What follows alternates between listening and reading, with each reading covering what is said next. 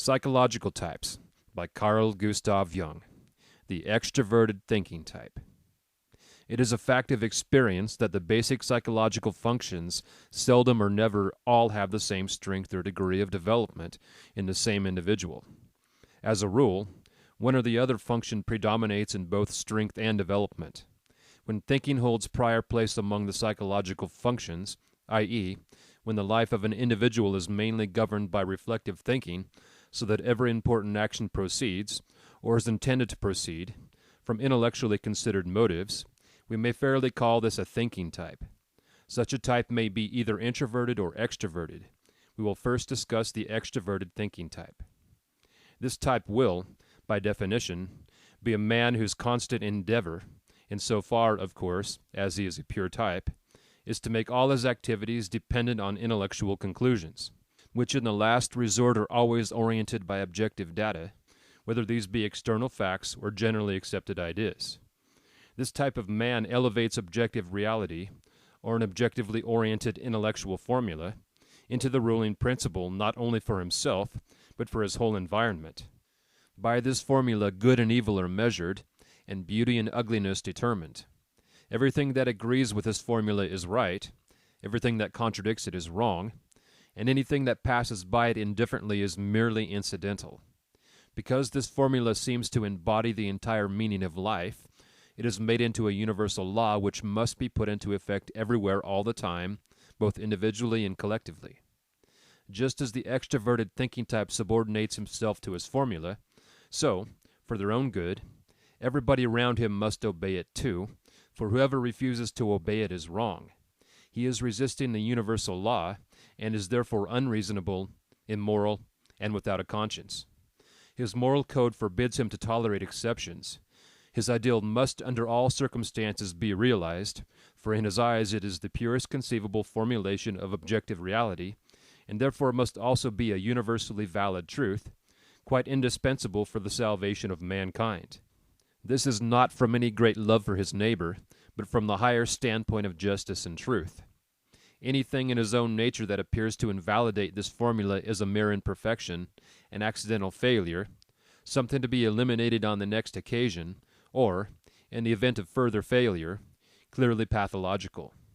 If tolerance for the sick, the suffering, or the abnormal should chance to be an ingredient of the formula, special provisions will be made for humane societies, hospitals, prisons, missions, etc., or at least extensive plans will be drawn up. Generally, the motive of justice and truth is not sufficient to ensure the actual execution of such projects. For this, real Christian charity is needed, and this has more to do with feeling than with any intellectual formula. Oughts and musts bulk large in this program.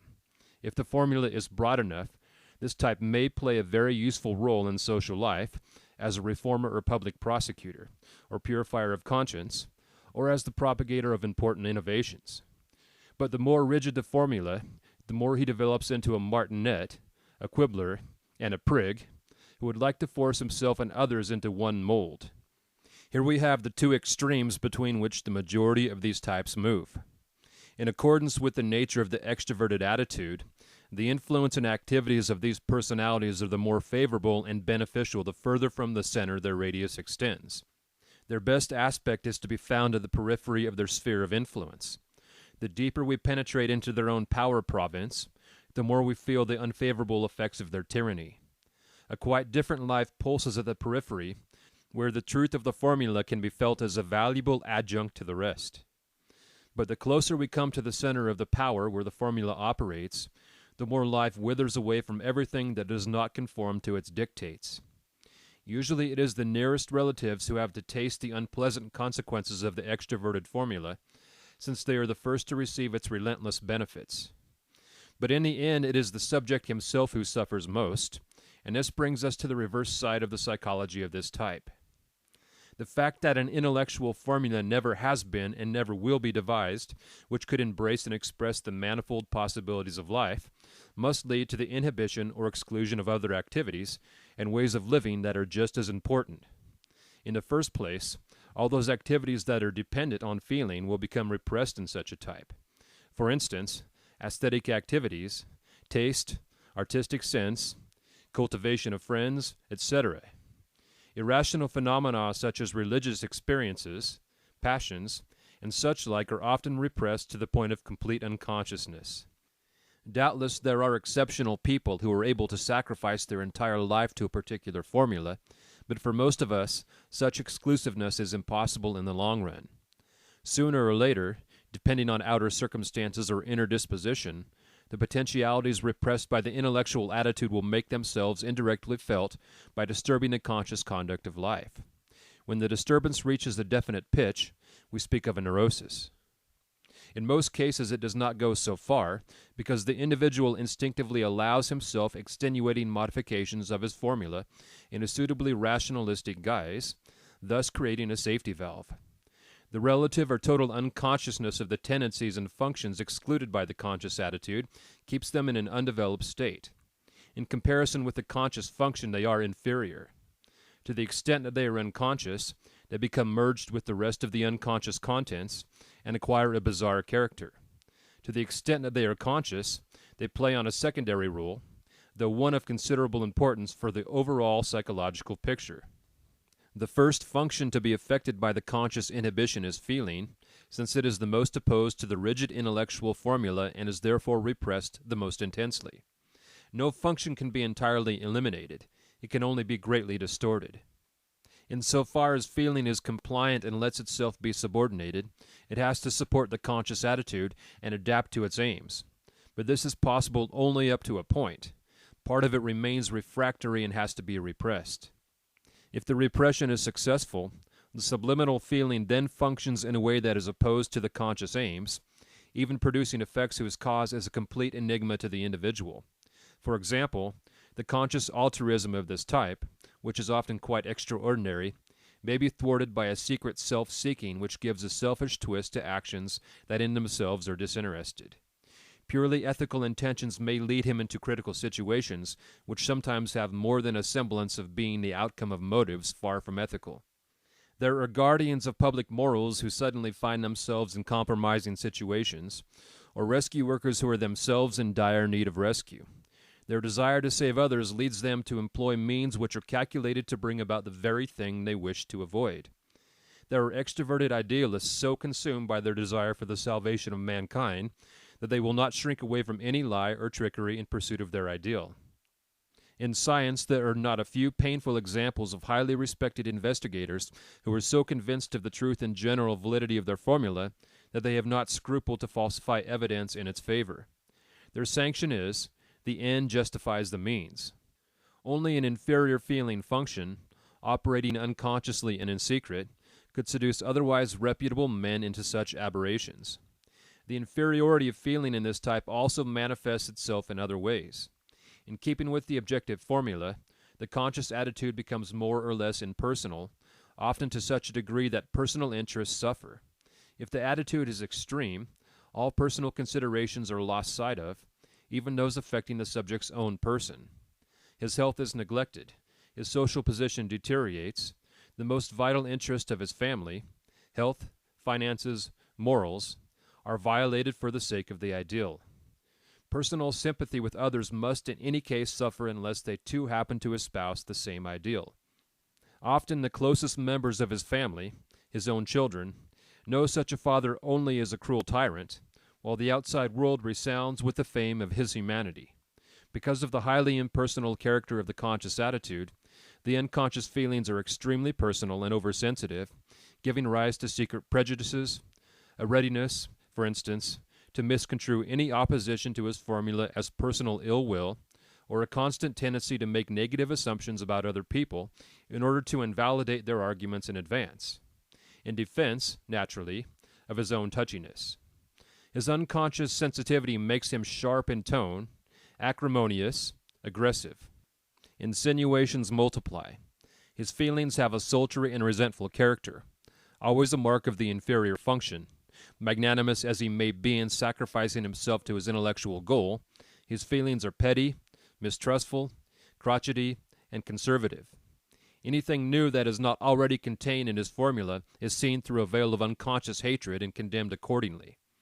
As late as the middle of the last century, a certain doctor, famed for his humanitarianism, threatened to dismiss an assistant for daring to use a thermometer because the formula decreed that temperature must be taken by the pulse. The more the feelings are repressed, the more deleterious is their secret influence on thinking that is otherwise beyond reproach. The intellectual formula, which because of its intrinsic value might justifiably claim general recognition, undergoes a characteristic alteration as a result of this unconscious personal sensitiveness. It becomes rigidly dogmatic. The self-assertion of the personality is transferred to the formula. Truth is no longer allowed to speak for itself. It is identified with the subject and treated like a sensitive darling whom an evil-minded critic has wronged. The critic is demolished, if possible with personal invective, and no argument is too gross to be used against him. The truth must be trotted out, until finally it begins to dawn on the public that it is not so much a question of truth as of its personal begetter. The dogmatism of the intellectual formula sometimes undergoes further characteristic alterations, due not so much to the unconscious admixture of repressed personal feelings as to a contamination with other unconscious factors which have become fused with them. Although reason itself tells us that every intellectual formula can never be anything more than a partial truth and can never claim general validity, in practice the formula gains such an ascendancy that all other possible standpoints are thrust into the background. It usurps the place of all more general, less definite, more modest and therefore more truthful views of life. It even supplants that general view of life we call religion.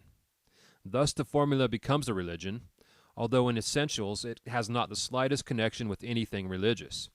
At the same time, it assumes the essentially religious quality of absoluteness.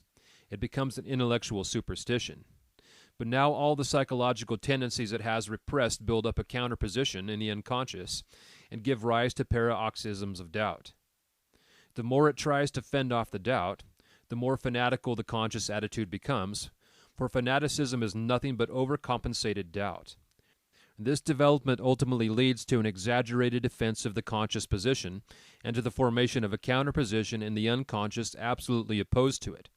For instance, conscious rationalism is opposed by an extreme irrationality, and a scientific attitude by one that is archaic and superstitious. This explains those bigoted and ridiculous views well known in the history of science, which have proved stumbling blocks to many an eminent investigator. Frequently, the unconscious counterposition is embodied in a woman. In my experience, this type is found chiefly among men, since, in general, thinking tends more often to be a dominant function in men than in women. When thinking dominates in a woman, it is usually associated with a predominantly intuitive cast of mind. The thinking of the extroverted type is positive, i.e., productive. It leads to the discovery of new facts or to general conceptions based on disparate empirical material. It is usually synthetic too. Even when it analyzes, it constructs, because it is always advancing beyond the analysis to a new combination, to a further conception which reunites the analyzed material in a different way or adds something to it. One could call this kind of judgment predicative. A characteristic feature, at any rate, is that it is never absolutely depreciative or destructive, since it always substitutes a fresh value for the one destroyed. This is because the thinking of this type is the main channel into which his vital energy flows. The steady how of life manifests itself in his thinking, so that his thought has a progressive, creative quality. It is not stagnant or regressive, but it can become so if it fails to retain prior place in his consciousness. In that case, it loses the quality of a positive, vital activity. It follows in the wake of other functions and becomes epimethean, plagued by afterthoughts, containing itself with constant broodings on things past and gone, chewing them over in an effort to analyze and digest them. Since the creative element is now lodged in another function, thinking no longer progresses. It stagnates. Judgment takes on a distinct quality of inherence. It confines itself entirely to the range of the given material, nowhere overstepping it. It is satisfied with more or less abstract statements which do not impart any value to the material that is not already inherent in it. Such judgments are always oriented to the object, and they affirm nothing more about an experience than its objective and intrinsic meaning. We may easily observe this type of thinking in people who cannot refrain from tacking on to an impression or experience some rational and doubtless very valid remark which in no way ventures beyond the charmed circle of the objective datum. At bottom, such a remark merely says, I have understood it because afterwards I can think about it. And there the matter ends. At best, such a judgment amounts to no more than putting the experience in an objective setting, where it quite obviously belonged in the first place. But whenever a function other than thinking predominates in consciousness to any marked degree, thinking, so far as it is conscious at all, and not directly dependent on the dominant function, assumes a negative character. If it is subordinated to the dominant function, it may actually wear a positive aspect, but closer scrutiny will show that it simply mimics the dominant function, supporting it with arguments that clearly contradict the laws of logic proper to thinking. This kind of thinking is of no interest for our present discussion. Our concern is rather with the nature of a thinking which cannot subordinate itself to another function, but remains true to its own principle. To observe and investigate this thinking is not easy, because it is more or less constantly repressed by the conscious attitude. Hence, in the majority of cases, it must first be retrieved from the background of consciousness, unless it should come to the surface accidentally in some unguarded moment. As a rule, it has to be enticed with some such question as, now what do you really think? Or, what is your private view of the matter? Or perhaps one may have to use a little cunning, framing the question something like this. What do you imagine, then, or really think about it? One should adopt this device when the real thinking is unconscious and therefore projected. The thinking that is enticed to the surface in this way has characteristic qualities, and it was these I had in mind when I described it as negative. Its habitual mode is best expressed by the two words, nothing but. Goethe personifies this thinking in the figure of Mephistopheles. Above all, it shows a distinct tendency to trace the object of its judgment back to some banality or other, thus stripping it of any significance in its own right. The trick is to make it appear dependent on something quite commonplace. Whenever a conflict arises between two men over something apparently objective and impersonal, negative thinking mutters, cherchez la femme. Whenever somebody defends or advocates a cause, negative thinking never asks about its importance, but simply, what does he get out of it? The dictum ascribed to Moschglat, der Mensch ist, was ist, man is what he eats, or, rendered more freely, what you eat you are, likewise comes under this heading, as do many other aphorisms I need not quote here. The destructive quality of this thinking, as well as its limited usefulness on occasion, does not need stressing. But there is still another form of negative thinking, which at first glance might not be recognized as such, and that is theosophical thinking, which today is rapidly spreading in all parts of the world, presumably in reaction to the materialism of the recent past. Theosophical thinking has an air that is not in the least reductive, since it exalts everything to a transcendental and world-embracing idea. A dream, for instance, is no longer just a dream, but an experience on another plane. The hitherto inexplicable fact of telepathy is very simply explained as vibrations passing from one person to another. An ordinary nervous complaint is explained by the fact that something has collided with the astral body. Certain ethnological peculiarities of the dwellers on the Atlantic seaboard are easily accounted for by the submergence of Atlantis, and so on. We have only to open a theosophical book to be overwhelmed by the realization that everything is already explained, and that spiritual science has left no enigmas unsolved. But, at bottom, this kind of thinking is just as negative as materialistic thinking. When the latter regards psychology as chemical changes in the ganglia, or as the extrusion and retraction of all cell pseudopodia, or as an internal secretion, this is just as much a superstition as theosophy. The only difference is that materialism reduces everything to physiology, whereas theosophy reduces everything to Indian metaphysics.